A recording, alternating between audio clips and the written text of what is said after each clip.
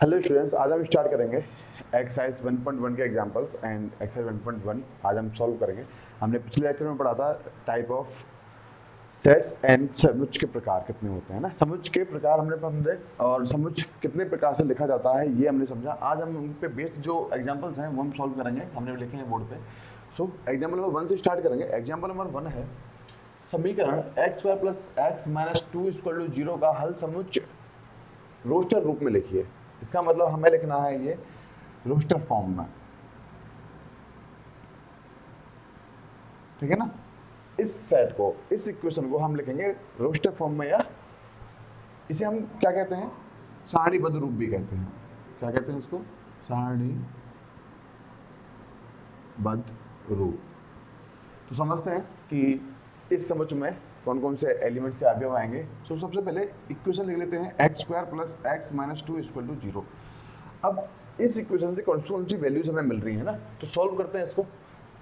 Factors करेंगे, क्या हो जाएंगे factors? x² plus 2x minus 2 equal to 0। It means x plus 2 minus 1 common लेने पर मिलेगा x plus 2 equal to 0। So हमें मिलेगा x plus 2 and x minus 1 equal to 0। x से हमें दो वैल्यूज मिले, एक तो हमें x इक्वल टू मिल गया 1 और एक मिल गया हमें x equal to 2। It means ये जो सेट है, मान लो कि हमने ये सेट A सेट है, ठीक है ना। कौन सा सेट है? ये A सेट है। तो इसके अंदर जो एलिमेंट्स आने वाले हैं वो कौन कौन से एलिमेंट्स हो जाएंगे? 1 एंड माइनस 2। बात क्लियर हुई है ना। सेट में क्रम या ऑर्डर निर्भर नहीं करता है ना। तो आप इस सेट को ऐसे भी लिख सकते हो, A आप या लिख लो, या A इक्वल टू माइनस 2 कमा 1, है ना। एलिमेंट्स मैटर नहीं करता, आप पहले लिख रहे हो बाद में लिख रहे हो, आपको बस एलिमेंट्स लिखने हैं। तो आप एक सेट को इस तरीके से भी लिख सकते हो और एक सेट को आप इस तरीके से भी लिख सकते हो, ठीक है ना। सो रोस्टर रूप में हमने लिखा है इसको। एग्जाम्पल नंबर 1 हो गया। एग्जाम्पल नंबर 2 देखते हैं। कह रहा है कि समुच्च x इस प्रकार है कि x एक धन पूर्णांक है।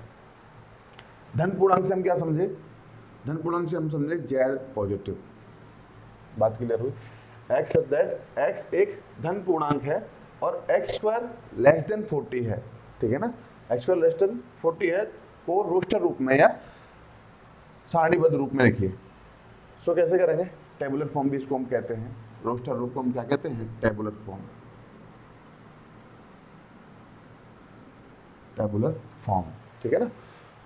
सो z पॉजिटिव हमें गिवन है। इसका मतलब हम ये समझ सकते हैं कि जितनी भी वैल्यूज या जितने भी एलिमेंट्स आएंगे सेट के अंदर वो सारे पॉजिटिव होंगे। और उसने कहा कि x² लेस देन 40 है, ठीक है ना।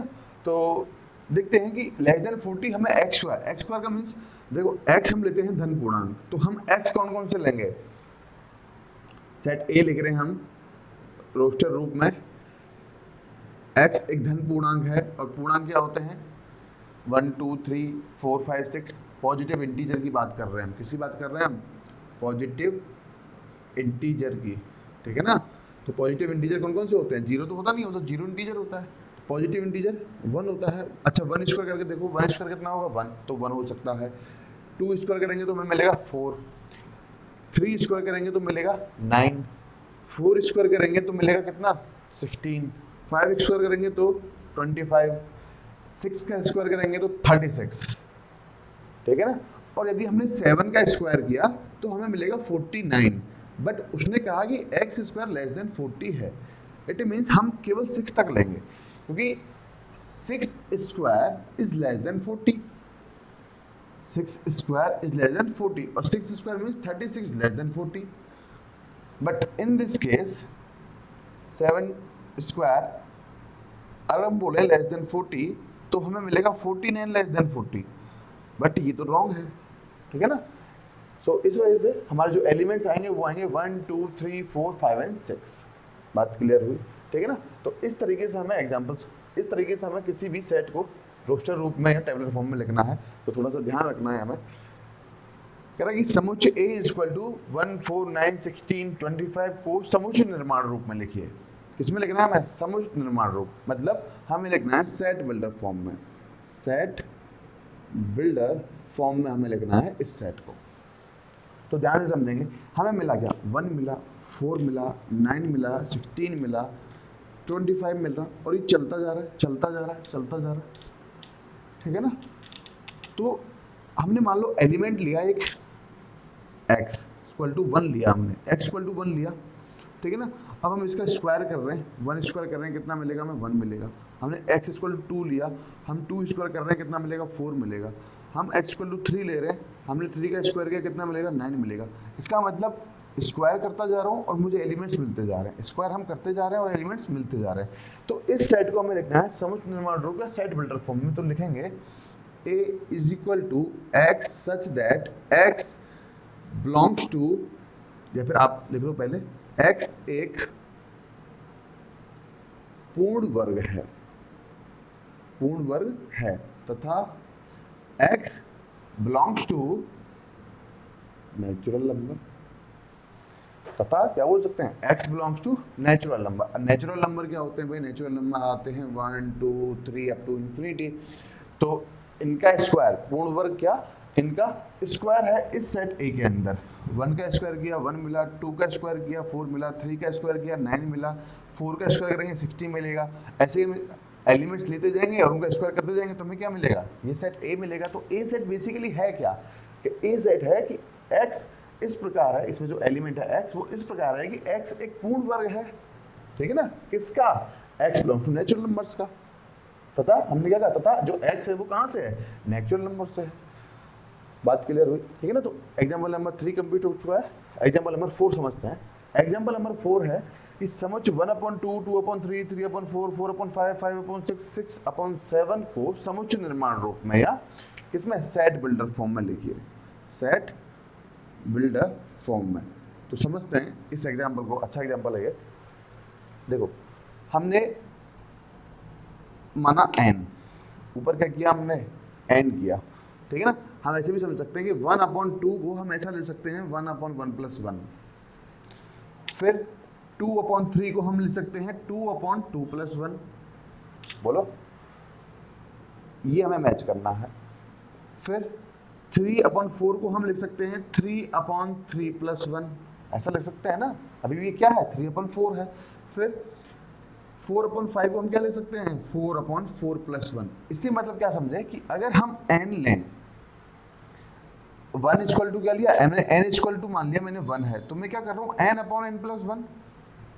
यहाँ देखो हमने n इक्वल टू 1 माना, तो हम कर क्या रहे हैं n/n+1 कर रहे हैं। फिर मान लो कि हमने n इक्वल टू माना 2, ठीक है ना, तो 2/3 में हम क्या कर रहे हैं, n इक्वल टू हम क्या ले रहे हैं 2 ले रहे हैं बेटा, n इक्वल टू हमने लिया 2, तो क्या करेंगे यहाँ पर हम क्या कर रहे हैं n/n+1 यानी 2/2+1। बात क्लियर हुई।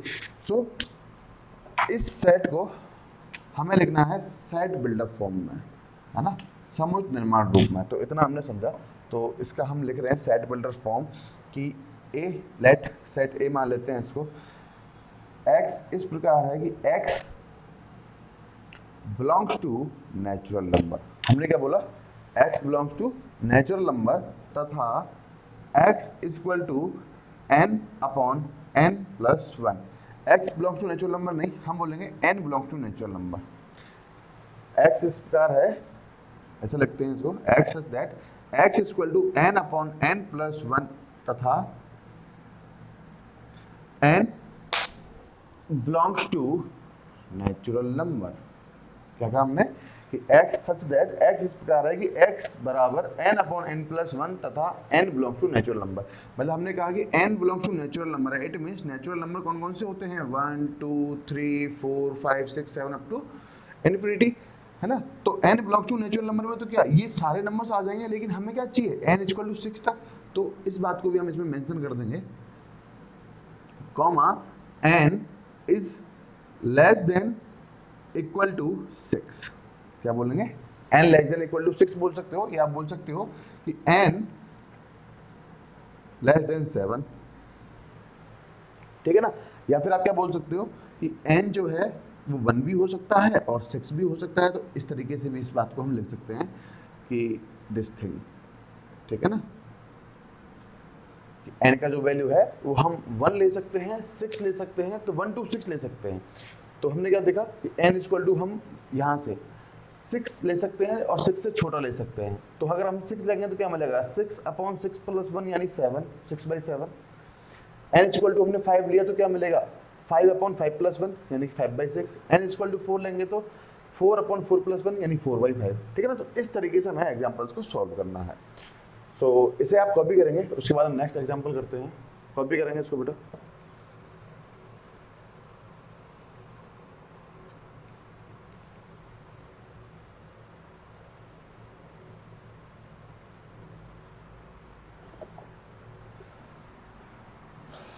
रफ कर रहे हैं इसको।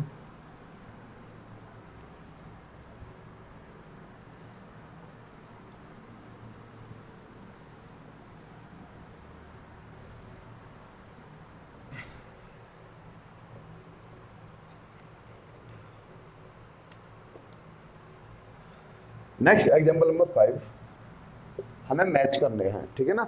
इधर एक कॉलम दे रखा है और इधर एक कॉलम दे रखा है। कह रहा है कि बाई ओर रोस्टर रूप में वर्णित प्रत्येक समुच्चय का दाईं ओर समुच्चय निर्माण रूप में वर्णित समुच्चय से सही मिलान कीजिए।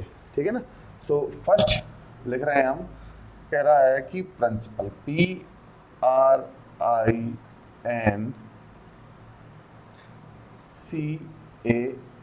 ठीक है ना, इस तरीके से। सेकंड करली ब्रेसेस में 0 है। Third 1 2 3 6 9 and 18। फोर्थ उसने कहा 3 - 3। ठीक है ना। इधर वाले कॉलम में तो हमें ये गिवन है और इधर वाले कॉलम में गिवन है हमें x सच दैट x एक धन पूर्णांक है। x एक धन पूर्णांक है तथा 18 का भाजक है। क्या बोला, 18 का भाजक है। ठीक है ना। b x such that x एक पूर्णांक है, x एक पूर्णांक है और x² - 9 = 0। ठीक है ना। c कह रहा है कि x इस प्रकार है कि x एक पूर्णांक है, x एक पूर्णांक है और x + 1 = 1 है। ठीक है ना, ऐसा उसने हमसे कहा। d x such that x शब्द प्रिंसिपल का एक अक्षर है, का एक अक्षर है। तो एक बार हम कैमरे में चेक करेंगे कि प्रॉपर तरीके से आ रहा है नहीं आ रहा है ना। ऊपर वाला देखो मिस हो रहा है इसमें। अब ठीक है। सो एग्जाम्पल नंबर 5 कह रहा है कि बाएं से दाएं जो सही आंसर हो उसको आप मैच करना है आपको। ठीक है ना। तो मैच करते हैं। देखो सबसे पहला जो सेट हमें गिवन है वो है इस वाले सेट का रोस्टर रूप।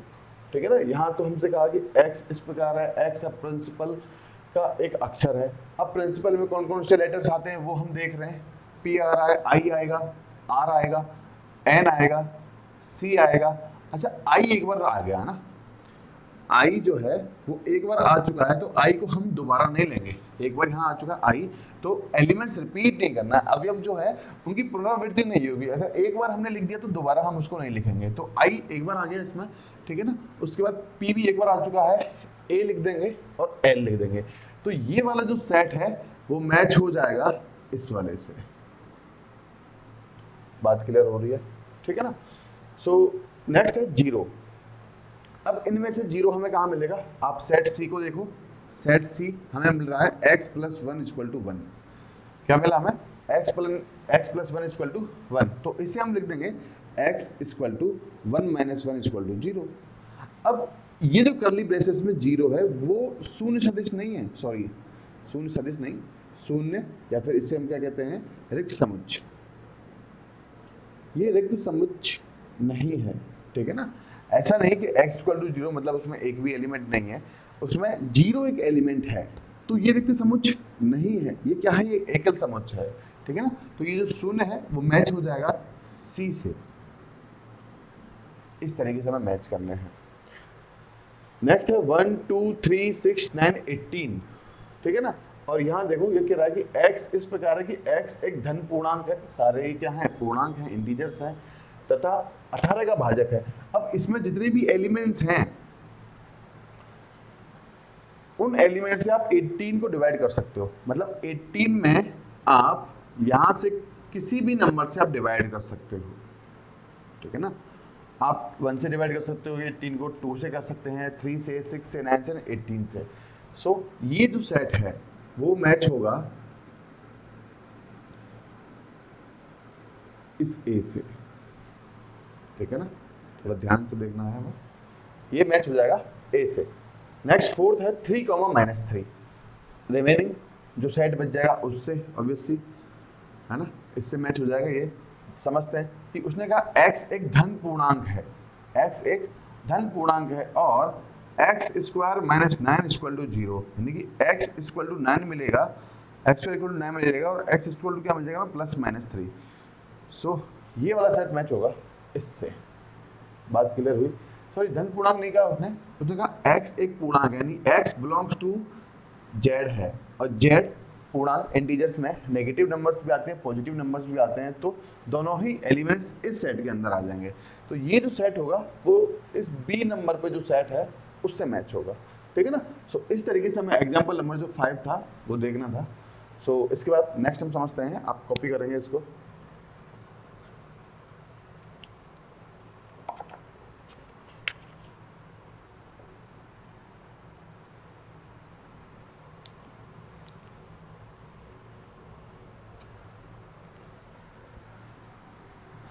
नेक्स्ट इसमें एग्जाम्पल तो है नहीं, अब सीधे एक्सरसाइज 1.1 उसके हम क्वेश्चन देखते हैं किस तरीके से हमें सॉल्व करना है, ठीक है ना।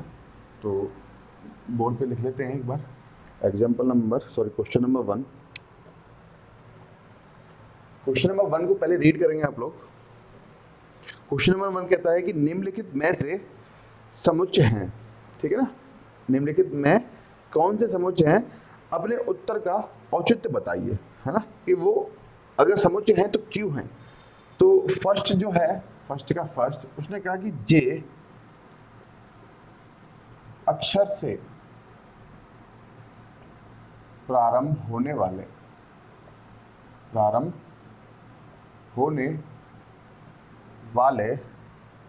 वर्ष के सभी महीनों का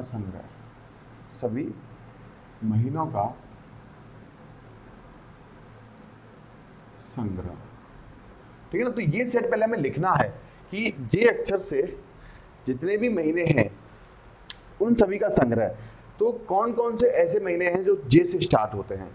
तो हमने माना कि ये सेट एक ए सेट है जिसके अंदर जे से स्टार्ट होने वाले जून आ जाएगा, जुलाई आ जाएगा, जनवरी आ जाएगा, ठीक है ना। और जून, जुलाई, जनवरी, और है कोई जो जे से स्टार्ट होने वाला है, मुझे लगता नहीं और है कोई, है ना। तो ये 3 हमारे पास ऐसे मंथ हैं जो जे से स्टार्ट होते हैं, है ना। फिर से देखेंगे, जनवरी, फरवरी, मार्च, अप्रैल, मई, जून, जुलाई, अगस्त, सितंबर, अक्टूबर, नवंबर, दिसंबर। तो ये 3 सेट जो हैं वो इस सेट ए के अंदर आएंगे जो जे से स्टार्ट होते हैं। अब एक बात बताओ कि क्या सभी यही आंसर देने वाले हैं कि बस ये तीनों जो एलिमेंट्स हैं या तीनों जो महीने हैं वही जे से स्टार्ट होते हैं, ऐसा कोई और भी आंसर है या ऐसा कोई और भी महीना है जो जे से स्टार्ट होता है। नो। तो इसका मतलब ये जो फर्स्ट है ये एक सेट है, फर्स्ट वाला जो स्टेटमेंट है हम क्या बोलेंगे, यस ये समुच्चय है, ठीक है ना। तो इस तरीके से हमें आंसर को जस्टिफाई करना है कि कौन कौन से समुच्चय हैं, कौन कौन से नहीं है। सो बात करें अगर सेकंड की, तो सेकंड एक बार देखते हैं कि क्या है। सेकंड क्या, भारत के 10 सबसे अधिक प्रभावशाली लेखों का संग्रह। भारत के 10 सबसे प्रभावशाली लेखकों का संग्रह, लेखकों का संग्रह। ठीक है ना, एक बार थोड़ा सा हम उतार लेते हैं तो ताकि हम उसके बाद जल्दी जल्दी कर सकें। थर्ड कह रहा है कि विश्व के सर्वश्रेष्ठ, विश्व के सर्वश्रेष्ठ 11 बल्लेबाजों का संग्रह, 11 बल्लेबाजों का संग्रह। फोर्थ, आपकी कक्षा के सभी बालकों का संग्रह, आपकी कक्षा के सभी बालकों का संग्रह। ठीक है ना। फिफ्थ, 100 से कम सभी प्राकृतिक संख्याओं का, सभी प्राकृतिक संख्याओं का संग्रह। आपको बताना है कि ये समुच्चय है या नहीं है। ठीक है ना, तो आप करते जाओ इनका, अगर आपको आता है सॉल्यूशन तो, और जिनको नहीं आता वो देख लेंगे किस तरीके से हम बता सकते हैं कि ये समुच्चय है या नहीं है। ठीक है ना। लिखित उपन्यासों का संग्रह, उपन्यासों का संग्रह। 7,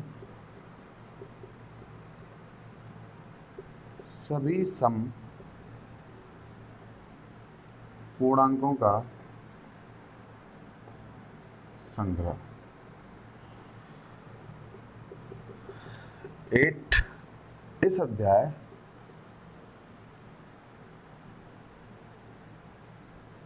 में आने वाले प्रश्नों का संग्रह, प्रश्नों का संग्रह। एंड 9th, विश्व के सबसे अधिक खतरनाक जानवरों का संग्रह,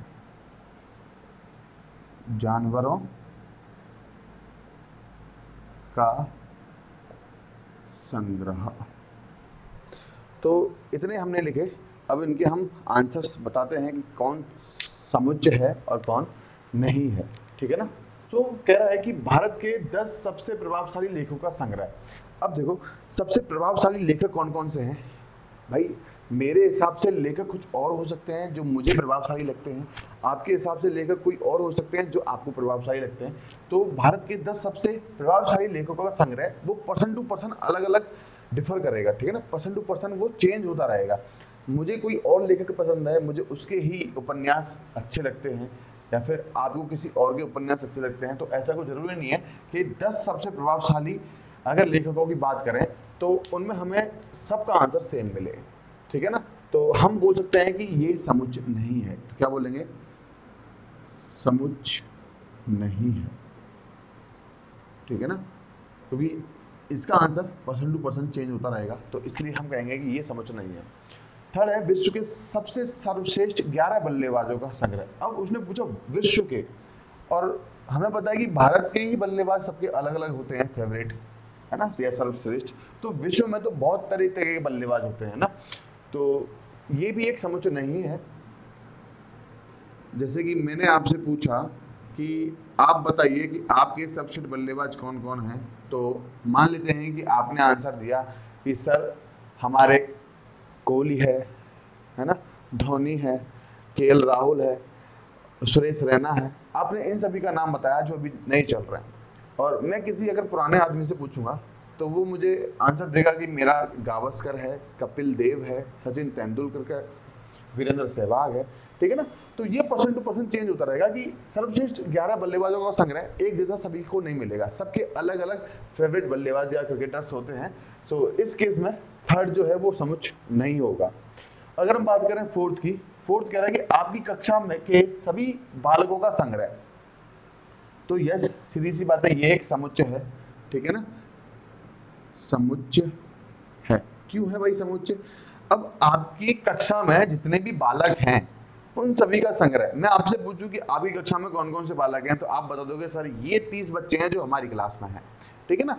मैं उन 30 में से किसी से भी पूछूंगा कि आपकी क्लास में कौन कौन से बालक हैं, तो वो सब मुझे सेम आंसर देने वाले हैं कि ये सर देखो ये है हमारे 30 बालक जो हमारी कक्षा में पढ़ने वाले हैं, ठीक है ना। तो यस, इस केस में जो आपकी कक्षा के सभी बालकों का संग्रह जो होगा वो एक समुच्चय होगा, ठीक है ना।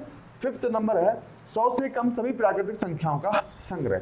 अब 100 से कम कितने, मतलब 99। तो आप बोलोगे प्राकृतिक संख्या मतलब नेचुरल नंबर, आप स्टार्ट कर दोगे 1 से 2 से अप टू 99।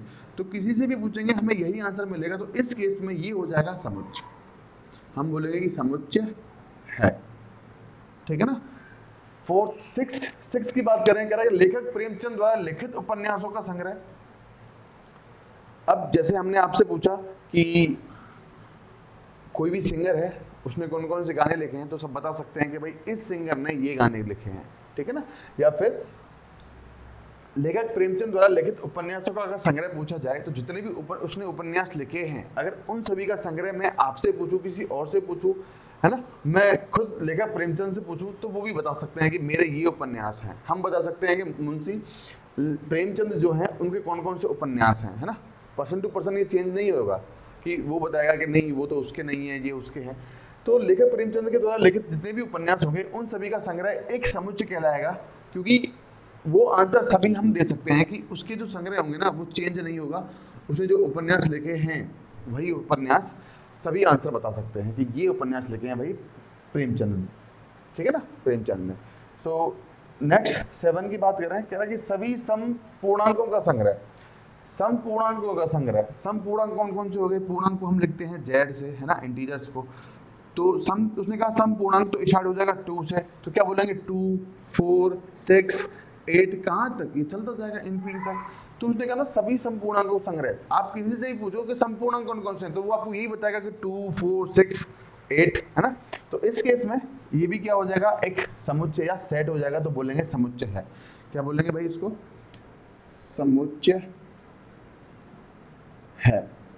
बात क्लियर हुई? तो नेक्स्ट है 8, कह रहा है इस अध्याय में आने वाले प्रश्नों का संग्रह। तो सीधी सी बात है, इस अध्याय में जितने भी प्रश्न आने वाले हैं वो सबको पता है कि इतने नंबर ऑफ क्वेश्चंस हैं इस बुक में या फिर इस लेसन में, तो बोल लेंगे इस अध्याय में आने वाले प्रश्नों का संग्रह जो हुआ वो भी एक समुच्चय है, ठीक है ना। क्या बोलेंगे? समुच्चय है। अगला 9th कह रहा है विश्व के सबसे अधिक खतरनाक जानवरों का संग्रह। अब ये बात थोड़ी सी हजम नहीं होती है, समझो कैसे। उसने कहा कि विश्व के सबसे अधिक खतरनाक जानवरों का संग्रह। खतरनाक जानवर कौन कौन से हैं? ऐसा नहीं है कि डायनासोर या फिर जो शेर है या स्नेक है, सांप है, वो ही खतरनाक है। किसी को चूहे से भी डर लगता है, किसी को कॉकरोच से भी डर लगता है, किसी को छिपकली से भी डर लगता है। तो 10 खतरनाक जानवरों का संग्रह जो है वो सबका एक जैसा नहीं मिलेगा। मान लो किसी को कोई सांप पकड़ने वाला है तो उसको सांप से डर ही नहीं लगेगा, ठीक है ना। और हमें सांप से क्या लगता है भाई? डर लगता है।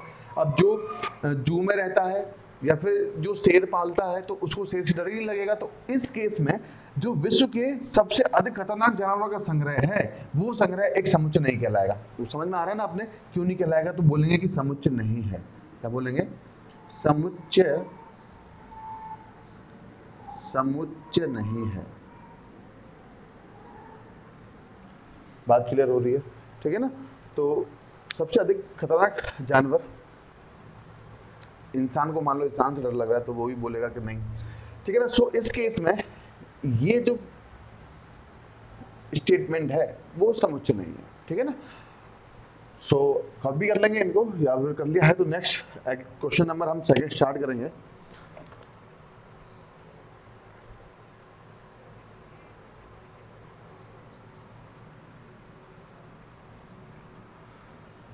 क्वेश्चन नंबर सेकंड रीड करेंगे एक बार। कह रहा है कि मान लीजिए सेट ए हमें गिवन है 1 to 6 रिक्त स्थानों में उपयुक्त प्रतीक, ये मैंने आपको समझाया था, एप्सिलॉन है इसका नाम।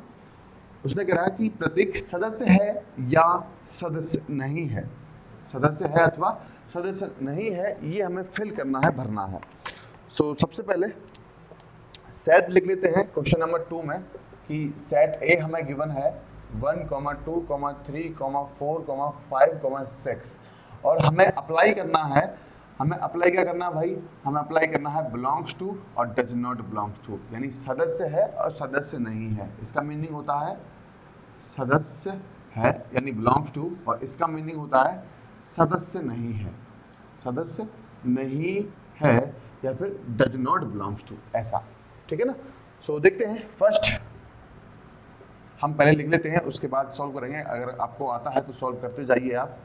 सेकंड 8 ए, थर्ड 0 ए, फोर्थ 4 ए, फिफ्थ 2 स्पेस दे रहे हैं हमें ना, ये फिलिंग द ब्लैंक्स आपको भरने हैं, ये 6 10 ए। सो देखते हैं कि किसका क्या आंसर होने वाला है। फर्स्ट उसने कहा 5 स्पेस ए, ठीक है ना, मतलब क्या 5 सदस्य है ए का या सदस्य नहीं है, तो हम बोलेंगे सदस्य है, तो हम यहाँ क्या फिल करेंगे, बिलोंग्स टू, कि भाई 5 जो है वो सदस्य है ए का। बात समझ में आई। 8 सदस्य नहीं है ए का, सदस्य नहीं है ए का। 0 सदस्य नहीं है ए का। 4 सदस्य है ए का, तो बोलेंगे बिलोंग्स टू, या ए 4 सदस्य है ए का। 2 है सेट ए के अंदर, तो बोलेंगे कि 2 जो है वो सदस्य है ए का। 10 क्या 10 सेट ए के अंदर है, नो, तो बोलेंगे सदस्य नहीं है ए का, ठीक है ना। तो इस तरीके से हमें फिल करने थे।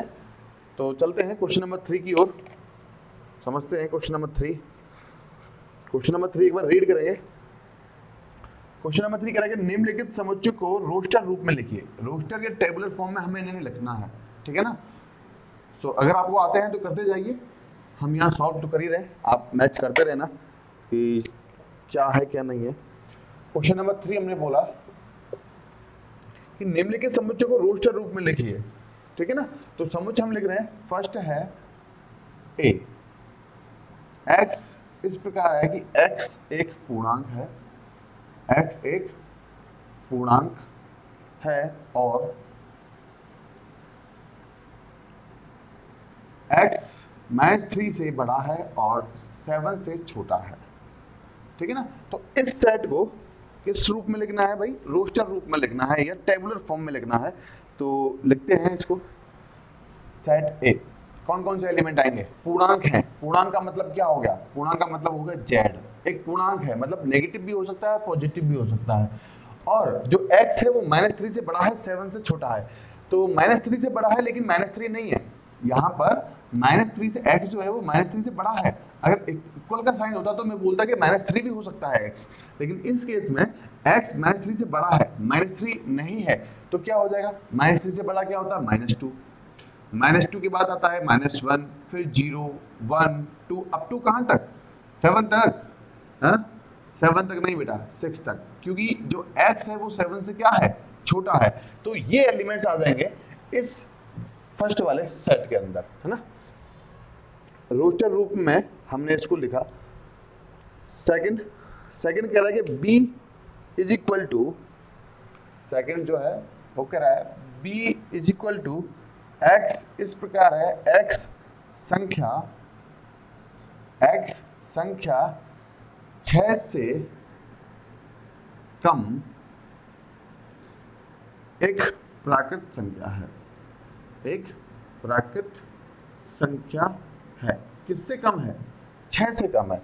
अब 6 से कम जो भी प्राकृत संख्या हैं उनको लिख देंगे हम सेट बी के अंदर, हमें लिखना है रोस्टर या टेबुलर फॉर्म में। तो 6 से कम x संख्या 6 से कम प्राकृत संख्या है। प्राकृत संख्या कहाँ से स्टार्ट होती है, 1 से, तो लिखेंगे 1 2 3 4 5। 6 से कम तो कहाँ रुकेंगे, 5 पे रुक जाएंगे भाई। तो बी के अंदर ये एलिमेंट्स आ जाएंगे, ठीक है ना। नेक्स्ट सी पढ़ेंगे। सी कह रहा है कि सी इज इक्वल टू एक्स इस प्रकार है, एक्स 2 अंकों की ऐसी प्राकृत संख्या है, प्राकृत संख्या है जिसके अंकों का योगफल, बहुत अच्छा क्वेश्चन है, जिसके अंकों का योगफल, अंकों का योगफल 8 है। मतलब कहा उसने कि x जो है वो 2 अंकों की प्राकृत संख्या है जिसके अंकों का योगफल है। अब 2 अंकों की प्राकृत संख्या कहां से स्टार्ट होती है, पहले तो हम ये समझते हैं। प्राकृत संख्या 2 अंकों की, जैसे 11 एक भी प्राकृत संख्या है और ये वाला एक भी प्राकृत संख्या है, तो 2 अंकों की ये एक प्राकृत संख्या होगी 11। लेकिन इसका अगर हम योग करें तो 1 + 1 कितना हो जाएगा 2, लेकिन हमें कितना चाहिए 8 चाहिए। अगर 8 चाहिए तो C के अंदर कौन कौन से एलिमेंट्स आ जाएंगे। सबसे पहला एलिमेंट 17 1 भी प्राकृत संख्या है और 7 भी प्राकृत संख्या है, तो ये एक 2 अंकों की प्राकृत संख्या हो गई। क्या इनका योगफल कितना है 8 है, तो 17 एक एलिमेंट हो जाएगा या एक अवयव हो जाएगा C समुच्चय का। बात क्लियर हुई। 17 के बाद आप बढ़ाते जाओ, 1 को करेंगे 2, 6 को करेंगे 6, सॉरी 7 को करेंगे 6, तो 26 भी एक 2 अंकों की प्राकृत संख्या है और इनका योगफल भी कितना होगा 6 + 2 कितना होगा 8 होगा। ठीक है ना। नेक्स्ट 2 को करेंगे 3, 6 को कर देंगे 5, है ना। इसको बढ़ा रहे हैं, आगे वाले को पीछे को कम कर रहे हैं, है ना, तो कितना हो जाएगा 35 भी 2 अंकों की प्राकृत संख्या है और इनका योगफल भी कितना है 5 + 3 = 8। नेक्स्ट 3 को करेंगे 4, 5 को करेंगे 4, तो 44 कितना 44, इनका योगफल भी कितना होगा 8 होगा। 4 को 5 कर दो, इसे 3 कर दो 53, ये भी इनका योगफल भी कितना होगा 8 होगा। नेक्स्ट आ जाएगा 62, इनका योगफल भी कितना होगा 8 होगा। उसके बाद आ जाएगा 71, ठीक है ना, इसका योगफल भी कितना होगा 8 होगा। अब और भी कोई लेटर है या और भी कोई ऐसा संख्या है जो इनका योगफल कितना हो 8 हो, तो आपके दिमाग में एक आ रहा होगा एक और है सर, एक और ऐसी संख्या है जिनका योगफल हमें कितना मिलेगा 8 मिलेगा, और वो बोलोगे आप 80। क्या बोलेंगे 80 बोलेंगे। लेकिन ध्यान से अगर हम देखें तो 8 तो प्राकृत संख्या है, लेकिन 0 जो है वो प्राकृत संख्या नहीं है। तो इस केस में उसने कहा 2 अंकों की प्राकृत संख्या, तो क्या 80 में 8 प्राकृत संख्या है? हाँ है। क्या 0 प्राकृत संख्या है? नो, 0 तो पूर्ण संख्या से स्टार्ट हुई थी, तो प्राकृत संख्या के अंदर तो ये आती नहीं। तो 80 जो है वो एलिमेंट, वो अवयव इस समझो C के अंदर नहीं आएगा। इस बात का हम थोड़ा सा ध्यान रखेंगे, ठीक है ना। नेक्स्ट 4th क्वेश्चन की तरफ चलते हैं। इसी का 3rd का 4th कह रहा है D = 4th जो है वो कह रहा है D = x। इस प्रकार है x एक अभाज्य संख्या है, x एक अभाज्य संख्या है। x क्या है भाई? अभाज्य संख्या है जो संख्या 60 की भाजक है, जो संख्या 60 की भाजक है। तो पहली बात तो हमारे ये समझ में आनी चाहिए कि भाई अभाज्य संख्याएं होती कौन कौन सी हैं, ठीक है ना। अभाज्य संख्याएं कौन कौन सी होती हैं? तो अभाज्य संख्याएं वे संख्याएं होती हैं जो या तो खुद से डिवाइड हो, या 1 से डिवाइड हो, ठीक है ना। जैसे कि हमने समझा कि अभाज्य संख्या हम समझ रहे हैं तो वो होती है, जैसे 2 हमने समझा। अब 2 जो है वो 1 से डिवाइड है और 2 जो है वो 2 से डिवाइड है। 3 की बात करें तो 3 1 से डिवाइड है और 3 क्या है खुद से भी डिवाइड है। अगर हम बात करें 4 की तो 4 1 से डिवाइड है, 4 से भी डिवाइड है, लेकिन 4 जो है वो 2 से भी डिवाइड है। तो इस केस में हम 4 को क्या नहीं बोलेंगे? अभाज्य संख्या नहीं बोलेंगे। तो अभाज्य संख्या भी होनी चाहिए और वो संख्या 60 को भाग भी दे सकें, है ना। उस संख्या से हम क्या कर सकें 60 में 60 में भाग दे सकें, 60 की भाजक हो सके, ठीक है ना। तो वो संख्या हमें लिखनी है। तो डी के अंदर जो एलिमेंट्स आने वाले हैं, सबसे पहले अभाज्य संख्या होते हैं 2 से स्टार्ट, तो 2 आ जाएगा और 2 60 को आप डिवाइड कर सकते हो 2 से, हम 60 में भाग दे सकते हैं 2 का। उसके बाद 2 के बाद 3 आती है अभाज्य संख्या और 3 से भी आप डिवाइड कर सकते हो। 3 के बाद 5 आती है, 5 से भी आप डिवाइड कर सकते हो 60 को, ठीक है ना। 5 के बाद आती है 7, लेकिन 7 से हम डिवाइड नहीं कर सकते 60 को। आप इसे अगर ऐसा लिखोगे तो आपको कुछ ना कुछ शेषफल मिलेगा। तो 7 जो है वो भाजक नहीं है, 7 जो है वो भाजक नहीं है 60 का, तो इस केस में यहाँ पर 7 नहीं आएगा। 7 के बाद कौन सी होती है अभाज्य संख्या? 7 के बाद होती है 11, 11 भी नहीं आएगा क्योंकि वो 60 का क्या नहीं है, भाजक नहीं है, ठीक है ना। 11 के बाद कौन सा हो जाएगा भाई? 13, 13 भी आप डिवाइड नहीं कर सकते 60 को, 60/13 करेंगे तो हमें कोई ना कोई शेषफल मिल ही जाएगा। 13 के बाद हो जाएगा 15, 16, 17, 17 से भी आप डिवाइड नहीं कर सकते। 17 के बाद आ जाएगा आपके पास 19, 19 से भी आप डिवाइड नहीं कर सकते। 19 के बाद आ जाएगा 23, 23 से भी हम डिवाइड नहीं कर सकते। 23 के बाद आ जाएगा आपके पास 27, 23 के बाद 24, 25, 26, यस 27, 27 से भी आप डिवाइड नहीं कर सकते 60 को। 27 के बाद आ जाएगा 29, 29 से भी डिवाइड नहीं कर सकते। 29 के बाद आ जाएगा 31, 31 से भी डिवाइड नहीं कर सकते। तो 60 की भाजक बस यही 3 एलिमेंट्स आने वाले हैं जो 60 को डिवाइड कर सकें, ठीक है ना। तो इस तरीके से हमने इसको समझा, बात क्लियर हुई, ठीक है ना। तो इतना कॉपी करेंगे आप लोग, उसके बाद हम नेक्स्ट चलते हैं, कॉपी करते रहो इसको।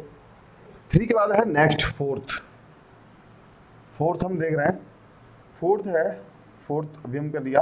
5 देख रहे हैं, 5 ई इज इक्वल टू, ई हमें सेट गिवन है और उसने कहा कि ट्रिग्नोमेट्री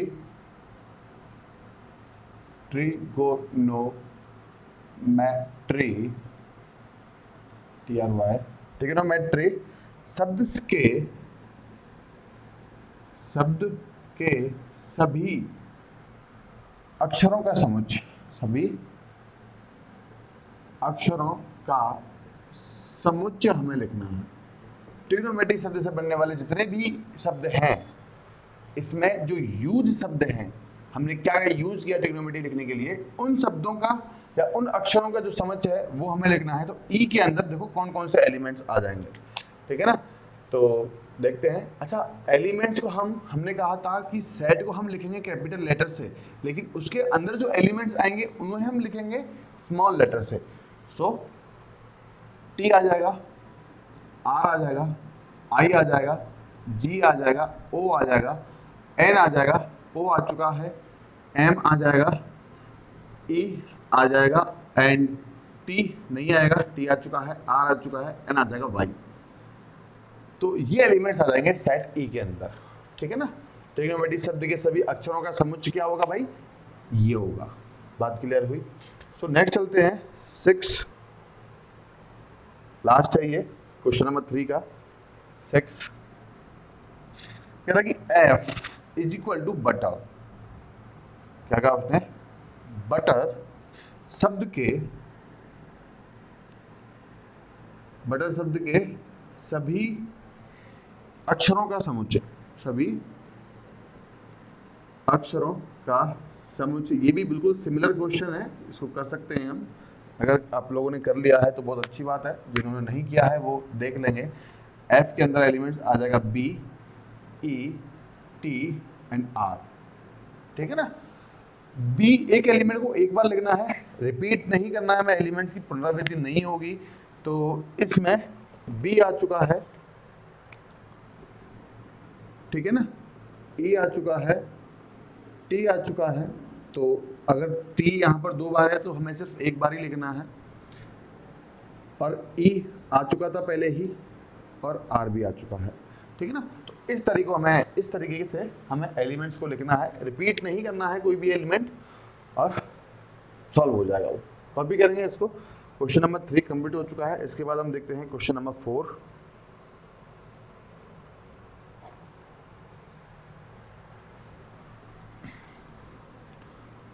क्वेश्चन नंबर 4 रीड करेंगे सभी। क्वेश्चन नंबर 4 है, निम्नलिखित समुच्चय को समुच्चय निर्माण रूप में व्यक्त कीजिए। हमें सेट बिल्डर फॉर्म में लिखना है इसको, है ना। किसमें लिखिए? समुच्चय निर्माण रूप में। सो क्वेश्चन नंबर 4 का फर्स्ट है 3 कॉमा, है ना, इधर ऐसा ओपन ब्रैकेट दे रखा है, छोटा कोष्ठक दे रखा है, वो छोटा कोष्ठक नहीं है, करली ब्रेसेस ही आएंगे क्योंकि सेट है। तो 3, 6, 9, 12 इसे हमें समुच्चय निर्माण रूप में लिखना है। तो बोलो किस तरीके से? कई तरीके हैं समुच्चय निर्माण रूप में लिखने के भी, आप किसी भी तरीके से जो आपको आता हो अच्छी तरह से उससे आप लिख सकते हो। उसने कहा 3, 6, 9, 12। तो देखो अगर मैं यहाँ पर समझूं तो 3 × 1 = 3 मिलेगा, 3 × 2 = क्या मिल जाएगा मेरे को? 6 मिल जाएगा, सेकेंड एलिमेंट। 3 × क्या 3 9 मिलेगा, एंड 3 × 4 = 12 मिलेगा। अब ये जो आगे वाला 3 है वो तो कांस्टेंट चल रहा है ना, उसको हमने चेंज नहीं किया। चेंज कौन से हो रहे हैं? पीछे वाले। तो ध्यान से समझेंगे क्या लिख रहे हैं हम इसको। अगर हम हमने सेट ए माना तो क्या बोलेंगे कि x इस प्रकार है कि x बराबर 3n है। अब n का वैल्यू क्या होगा? 3 तो कांस्टेंट है, ये जो आगे वाला 3 है वो तो हमने ऐसे ही रखा, लेकिन इस वाले को हमने माना कि ये n है और इसकी वैल्यूज हमने पुट करते गए। कहां तक पुट की हमने? हम क्या बोलेंगे कि x बिलोंग्स टू है natural number. x belongs to क्या है? Natural number. मतलब n का वैल्यू जो है वो नेचुरल नंबर वाले सेट से मुझे लेना है जो 1 से स्टार्ट होता है और कहां तक जाता है भाई? अनंत तक जाता है। मतलब n का वैल्यू जो है वो मुझे इस नेचुरल नंबर या प्राकृतिक संख्याओं वाले समुच्चय से लेना है।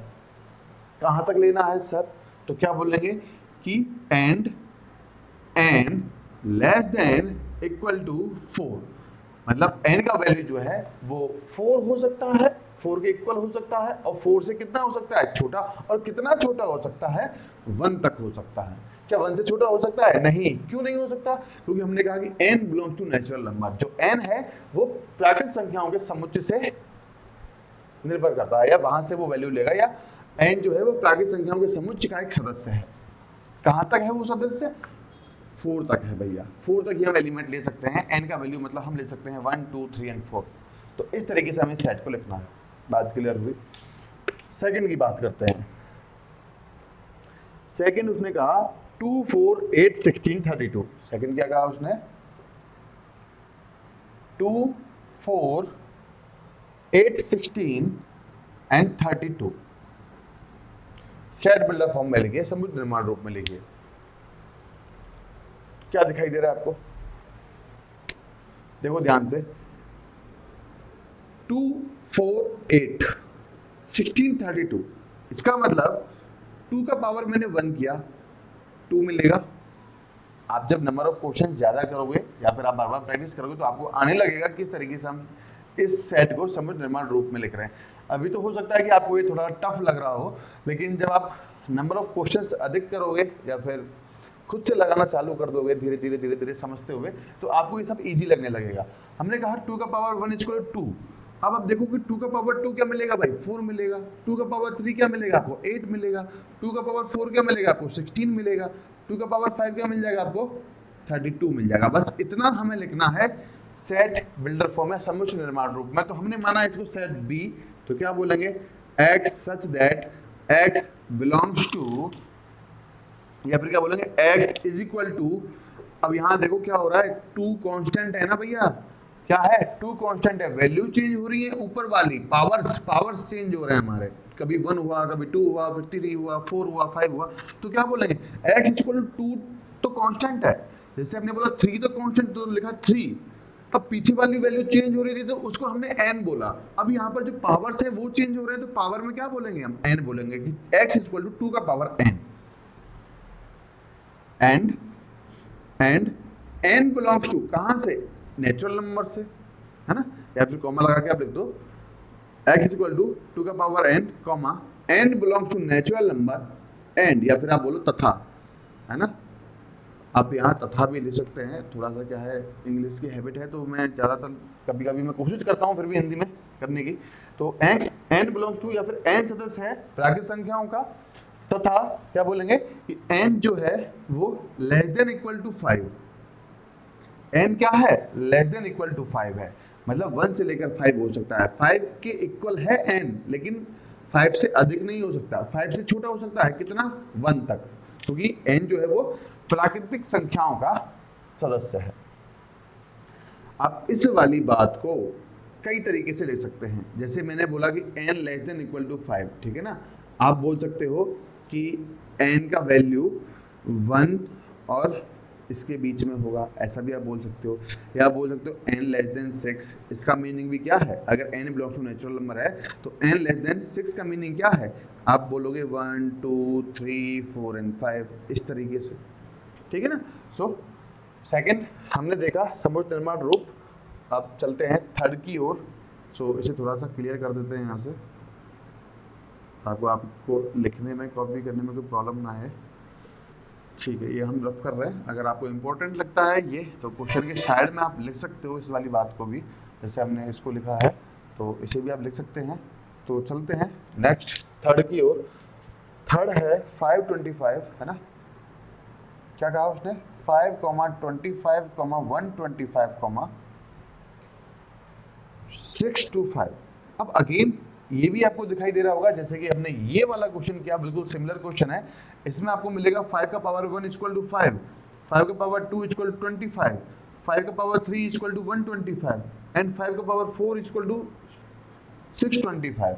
ये आपको मिला। तो 5 तो कांस्टेंट है, लेकिन ऊपर वाला नंबर जो हो वो चेंज हो रहा है। तो सेम यही कॉपी करना है यहाँ पे, लेकिन क्या चेंजेस आएंगे वो हम समझ रहे हैं कि c equal to x such that x equal to 5 का पावर n हो जाएगा। इस समय पे ये क्या हो जाएगा भाई, 5 का पावर n, और बोलेंगे n belongs to natural number तथा n का वैल्यू कहां से कहां तक हो सकता है, n लेस देन 5। n जो है वो 5 से छोटा होगा। कितना छोटा होगा, 1 to 4, इतना छोटा होगा कि 1 तक हो सकता है। 1 हो सकता है, 2 हो सकता है, 3 हो सकता है, 4 हो सकता है, लेकिन 5 नहीं हो सकता। 5 से तो छोटा लेना है n का वैल्यू, ठीक है ना। तो इस तरीके से हमने इस थर्ड वाले को सॉल्व किया। सो कॉपी कर लेंगे इनको, मैं रफ करके फिर हम करते हैं फोर्थ और फिफ्थ, ठीक है ना। सो मिटा देते हैं इसको, फोर्थ से देखेंगे फोर्थ क्या कह रहा है।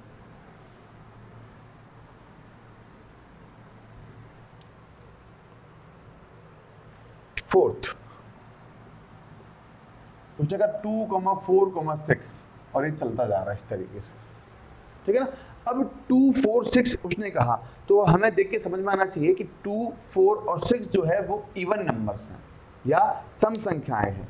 तो इसके लिए जो सेट डी हम बना रहे हैं, सेट बिल्डर फॉर्म में समुच्चय निर्माण रूप में क्या लिखेंगे कि x इस प्रकार है, x एक प्राकृतिक संख्या है, x एक सम प्राकृत संख्या है, सम प्राकृत संख्या है, बस बात खत्म।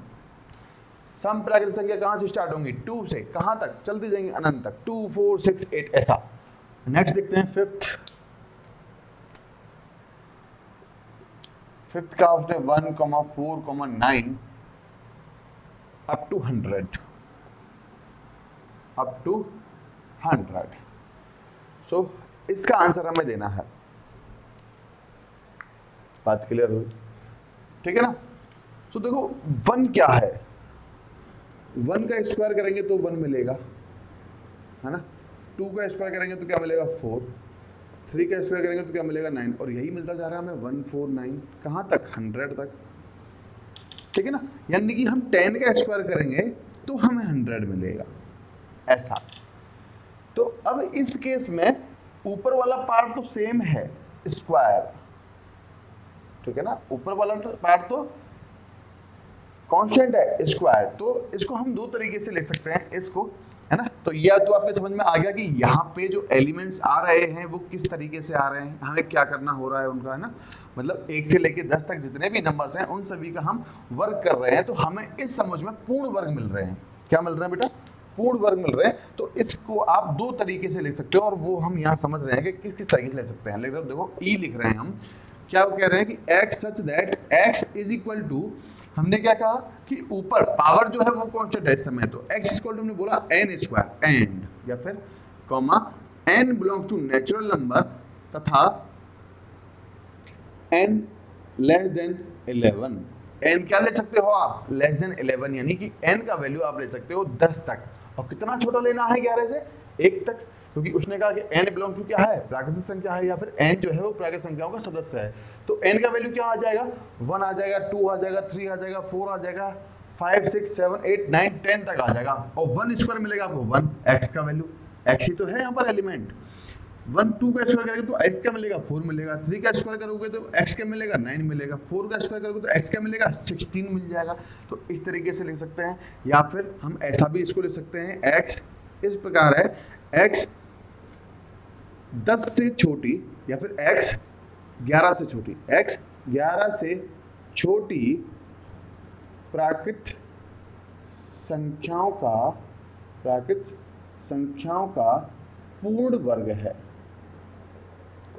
ऐसा भी हम लिख सकते हैं कि x इस प्रकार है, x 11 से छोटी प्राकृत संख्याओं का पूर्ण वर्ग है, और 11 से छोटी प्राकृत संख्या कौन कौन सी होती हैं 1 से लेकर 10 तक, उन 1 से लेकर 10 तक संख्याओं का पूर्ण वर्ग हमें इसमें दे रखा है।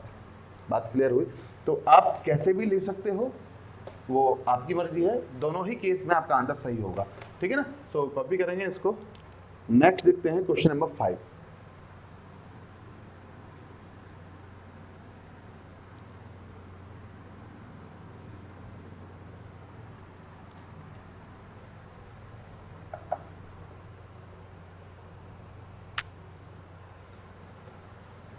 क्वेश्चन नंबर 5 एक बार आप लोग रीड करोगे, हमें इनको रोस्टर फॉर्म में लिखना होगा। सो क्वेश्चन नंबर 5 एक बार आप रीड करोगे, कह रहा है कि निम्नलिखित समुच्चयों के सभी अवयवों को सूचीबद्ध लिखिए। सूचीबद्ध लिखना, सारणीबद्ध रूप में लिखना या रोस्टर फॉर्म में लिखना, बात एक ही है, ठीक है ना। तो हमें सूचीबद्ध लिखना है, तो जल्दी जल्दी से कंप्लीट करते हैं। फर्स्ट आप रीड करो, मैं यहाँ सिंपली लिखता जाऊंगा सेट को, a is equal to roster रूप में से लिखना है, तो आप बुक में क्वेश्चन पढ़ते रहेंगे। उसने कहा कि x इस प्रकार है, x एक विषम प्राकृत संख्या है। अब विषम प्राकृत संख्या होती है 1 से स्टार्ट, 1 3 5 7 अप टू इन्फिनिटी। तो फर्स्ट वाले में तो ये सेट बनेगा रोस्टर रूप, ठीक है ना। दूसरा कह रहा है कि x इस प्रकार है, x एक पूर्णांक है, x एक पूर्णांक है। अब पूर्णांक क्या होते हैं, पूर्णांक पूर्ण अंक होते हैं जिनमें 1 2 3 0 -1 -2 ऐसा आता है। और उसने कहा कि चलो ये लिख लेते हैं एक बार यहाँ पे, b इक्वल टू, वो कह रहा है कि x इस प्रकार है, x एक पूर्णांक है, x एक पूर्णांक है, और उसने कहा कि -1/2 greater than x less than 9/2, और जो x है वो इस अंतराल के मध्य में है। अब 1/2 -1/2 का मीनिंग क्या हो गया भाई, मतलब -0.5, इससे तो बड़ा है x, और 9/2 का मतलब 4.9 से क्या है, छोटा है। अब 1.5 से बड़ा पूर्णांक क्या होगा, 0.5 -0.5 से बड़ा पूर्णांक क्या होगा भाई, 0, ठीक है ना। क्योंकि देखो यहाँ पर 0 है, यहाँ -1 है, और यहाँ पर कहीं -0.5 था, तो -0.5 से बड़ा पूर्ण अंक क्या होगा, 0 होगा। 0 के बाद क्या मिलेगा, 1 मिलेगा, फिर क्या मिलेगा, 2 मिलेगा। तो कौन कौन से एलिमेंट्स आ जाएंगे, 0 1 2 3 और 4 आ जाएगा। क्यों, क्योंकि उसने कहा कि 4.9 से क्या है, छोटा है, वो 4.9 से छोटा है, तो आगे 5 आएगा नहीं, जब 4.9 से छोटा है तो 5 आएगा ही नहीं। तो क्या बोलेंगे, b इक्वल टू 0 1 2 3 4। चलिए, बहुत अच्छी तरह से आप करते जा रहे हैं क्वेश्चंस को, हमें बहुत खुशी हो रही है। थर्ड की बात कर रहे हैं। थर्ड कह रहा है कि c equal to x such that x एक पूर्णांक है, x एक पूर्णांक है, और x square less than equal to 4, x square less than equal to 4, x एक पूर्णांक है। अब उसने कहा कि x square less than equal to 4, बोलो क्या करें। अब देखो उसने कहा x एक पूर्णांक है, और x स्क्वायर जो है वो लेस देन इक्वल टू 4 मिलना चाहिए। पूर्णांक, पूर्णांक क्या होते हैं भाई, पूर्ण अंक, पूर्णांक यानी पूर्णांक में यहाँ लिख रहा हूँ, पूर्णांक स्टार्ट होते हैं -∞ से, और यहाँ आपको कहीं -3 मिलेगा, -2 मिलेगा, -1 मिलेगा, 0 मिलेगा, 1 मिलेगा, 2 मिलेगा, 3 मिलेगा, 4 मिलेगा, चलता जाएगा इन्फिनिटी तक। इस तरीके के आपके ये पूर्णांक होते हैं, यानी इंटीजर्स होते हैं, ये हमने समझा। उसने कहा कि x इक्वल टू 4, तो वैल्यूज पुट कर रहे हैं। हमने 0 से स्टार्ट किया, 0 स्क्वायर किया, क्या ये 4 से छोटा होगा, यस छोटा होगा। हमने 1 स्क्वायर किया, क्या ये 4 से छोटा या 4 के बराबर होगा, यस 4 से छोटा 4 के बराबर होगा। हमने 2 स्क्वायर किया, क्या ये 4 के इक्वल है, यस 4 के इक्वल है। क्या ये 4 से छोटा है, नो। इस केस में ये इक्वल वाला साइन काम में आएगा। 2 स्क्वायर होता है 4। अब 3 स्क्वायर की बात करें और बोले कि 3 square is less than equal to 4, है ना, मतलब ये जो 9 है वो 4 से छोटा या उसके बराबर है, तो ये बात तो गलत हो जाएगी क्योंकि ये तो 9 है, 9 4 से बड़ा होता है, ना कि 9 4 से छोटा होता है, और ना ही 9 4 के बराबर होता है, तो इस केस में ये बात गलत। अच्छा, अभी हमने तो ये वाले नंबर्स ले लिए, कहाँ तक, 2 तक लिए भाई, 3 तो आया ही नहीं। अब नेगेटिव भी तो पूर्णांक होते हैं, धन पूर्णांक उसने कहा नहीं, धन पूर्णांक कहा होता तो हम सिर्फ ये वाली वैल्यूज लेके रह जाते। उसने कहा कि एक पूर्णांक है, अब पूर्णांक में तो -1 भी आएगा, और देखो -1 का स्क्वायर क्या 4 से छोटा होता है, -1 का स्क्वायर कितना होगा 1, -1 का स्क्वायर कितना हो जाएगा 1, और 1 4 से छोटा होता है। ऐसे ही -2 का स्क्वायर भी 4 से छोटा या 4 के बराबर होगा, -2 स्क्वायर कितना होगा 4, और 4 4 के इक्वल होता है, तो इक्वल वाला साइन काम में आ जाएगा। तो इसका मतलब अब देखो अगर मैं -3 लूंगा तो ये बात तो भैया जैसे ये गलत हुई थी वैसे भी ये गलत हो जाएगी, क्योंकि -3 का स्क्वायर हो जाएगा 9, और 9 4 से छोटा नहीं होता है, 9 4 से बड़ा होता है। तो इस केस में हमारे एलिमेंट्स सिर्फ ये वाले आएंगे, और इस सेट सी के अंदर जो एलिमेंट्स आ रहे हैं वो दिख रहे होंगे आपको कौन कौन से आ रहे हैं, -2 आएगा, -1 आएगा, 0 आएगा, 1 आएगा, 2 आएगा। आप ये वैल्यूज यहाँ x पे उठा x में रख के देखो, ये वैल्यूज x में रख के देखो, और ये वाला जो इक्वेशन है वो सेटिस्फाई या संतुष्ट होना चाहिए, बस ये हम जान रहे हैं, ठीक है ना। तो x का <4 के लिए x एक पूर्णांक है, तो ये वाले एलिमेंट्स हमें मिलेंगे रोस्टर फॉर्म में। चलिए 4 की तरफ चलते हैं, थर्ड हमने कंप्लीट कर दिया, ठीक है ना। तो समझ रहे हैं कि 4 किसका 4, फिफ्थ का 4 हम देख रहे हैं, यस फिफ्थ का 4, कहाँ चला गया फिफ्थ का 4, ठीक है, यस फिफ्थ का 4 कह रहे हैं d इक्वल टू, है ना, कह रहा है d इक्वल टू x, इस प्रकार है x लोयल शब्द का एक अक्षर है, x क्या है, लोयल शब्द का एक अक्षर है। तो आपको पता है कि कोई भी एलिमेंट रिपीट नहीं होना चाहिए, एलिमेंट्स को स्मॉल लेटर में लिखेंगे तो कौन कौन से आ जाएंगे, L आ जाएगा, O आ जाएगा, Y आ जाएगा, A आ जाएगा, वापस से L नहीं आएगा क्योंकि एक बार L आ चुका है, ठीक है ना। ये हो गया भाई फोर्थ। चलिए कॉपी करते जाएंगे, रफ कर रहे हैं, करते जाएंगे कॉपी फटाफट, ठीक है ना। तो नेक्स्ट हम करेंगे फोर्थ के बाद फिफ्थ। फिफ्थ क्या कह रहा है भाई, फिफ्थ कह रहा है E इक्वल टू, उसने कहा x इस प्रकार है, x वर्ष का एक ऐसा महीना है जिसमें 31 दिन होते हैं। अब 31 दिन वाले महीने कौन कौन से होते हैं, एक तो होता है जनवरी, फरवरी नहीं होता है, एक होता है मार्च, मार्च के बाद अप्रैल नहीं होता है, अप्रैल के बाद होता है मई, मई के साथ साथ जून भी होता है, जून के बाद जुलाई नहीं होता है अगस्त, अगस्त के बाद सितंबर नहीं होगा, अक्टूबर होगा, अक्टूबर के बाद नवंबर नहीं होगा, दिसंबर होगा, ठीक है ना। तो ये हमारे पास आ जाएंगे रोस्टर रूप में एलिमेंट्स, जनवरी, मार्च, मई, जून, अगस्त, अक्टूबर, दिसंबर। और एक आपकी दादी माँ ने भी सिखाया होगा कि किस तरीके से हम देखते हैं कि कौन से महीने में 30 दिन होते हैं और कौन से महीने में 31 दिन होते हैं, तो उसने बनाई होगी ऐसे, है ना। तो कहाँ से स्टार्ट, जनवरी, ये 31 हो गया, 30 हो गया, 31 30 31 30 31, जनवरी, फरवरी, मार्च। अब देखो जनवरी के बाद क्या आ रहा है, मार्च, मार्च के बाद अप्रैल नहीं आएगा, मई आएगा, जून नहीं आएगा, जुलाई आएगा, अच्छा जून नहीं होगा, जुलाई होगा, चलो ये तो अच्छा हुआ जो दादी माँ हमें सिखा गई है, वरना हमसे गलत हो जाता। जून नहीं आएगा बेटा, जुलाई आएगा, धन्यवाद दादी माँ। तो जुलाई के बाद क्या आ जाएगा भाई, जुलाई के बाद क्या आ जाएगा, अगस्त के बाद सितंबर नहीं आएगा, अक्टूबर के बाद नवंबर नहीं आएगा, दिसंबर। तो ये वाले जो अवयव हैं वो हमें इस समुच्चय ई के अंदर मिल जाएंगे। चलिए ई के बाद हम करेंगे एफ क्या कह रहा है, एफ समझते हैं 6। एफ ने कहा कि x इस प्रकार है, x अंग्रेजी वर्णमाला का एक व्यंजन है जो k से पहले आता है। अब k से पहले चलो A B C D समझते हैं आज, A B C D E F G H I J और K, ठीक है। K से पहले आता है, K नहीं होना चाहिए, तो इससे पहले हमें देखना है कि ऐसे कौन से व्यंजन हैं जो स्वर नहीं है।